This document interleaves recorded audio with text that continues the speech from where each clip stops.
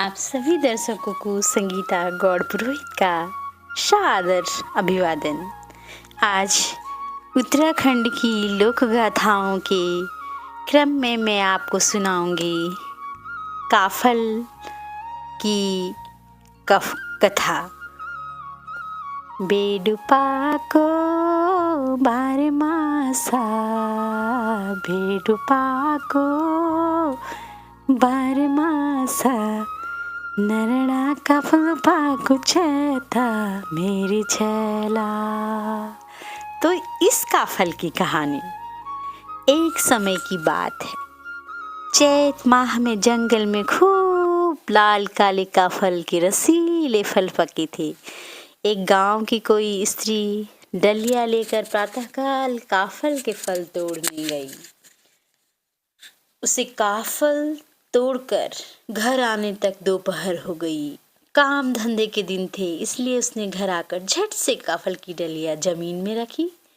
खाना पीना बनाकर अपना काम कर कर खेतों में फिर चली गई और जाते समय उसने काफल को माना, यानी नाप का माना होता है, उससे नाप करके चली गई और बेटी से कहती गई, बेटी इन काफलों का ध्यान रखना, तू काफल नहीं खाना। हाँ। अपनी माँ के खेतों से लौटने तक वो लड़की काफल की डलिया के पास में ही बैठी रही और उसने अपनी माँ के अनुसार एक भी काफल का दाना नहीं चखा। फिर भी चैत माह की तेज धूप के कारण काफल तपिश के कारण मुरझा से कर कम दिखने लगे। काफल कम देखकर उसकी माँ ने फिर उसको माने से नापा, वो कम निकले। माँ को बड़ा गुस्सा आया।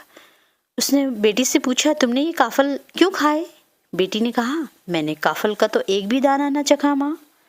यह सोचकर कि बेटी झूठ बोल रही है, एक जोर की चोट उसकी पीठ पर मारी। चोट लगते ही बेटी के प्राण पखेरु उड़ गए। संध्या को जब काफलों को ठंडी हवा लगी तो काफल फिर उतने ही दिखे जितने प्रातःकाल वो जंगल से लाई थी, यानी पूरा ही माना, फिर वैसा का वैसा ही। फिर जब उसने फिर काफल माने से नापे तो पूरे वैसे ही। उससे बड़ा पश्चाताप हुआ और उससे लगा कि मैंने अपनी बेकसूर बेटी को मार दिया है। इस दुख में और इस पश्चाताप की अग्नि से झुलस कर उसने अपने प्राण त्याग दिए। मृत्यु के बाद वे दोनों माँ और बेटी पक्षी बनी, जो आज भी चैत के महीने दुखी आवाजों में जंगल में भटकती है। काफल पके मैंने न चखे, उतने ही उतने, उतने ही उतने।